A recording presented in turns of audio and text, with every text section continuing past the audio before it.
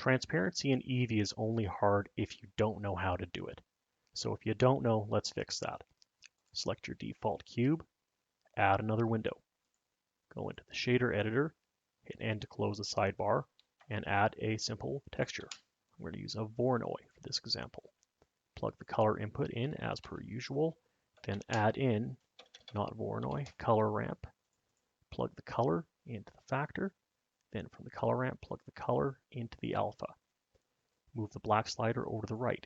Anything black will become transparent when you then go to the Material Properties tab and underneath Setting, change Blend Mode to Alpha Blend and Shadow Mode to Alpha Hashed.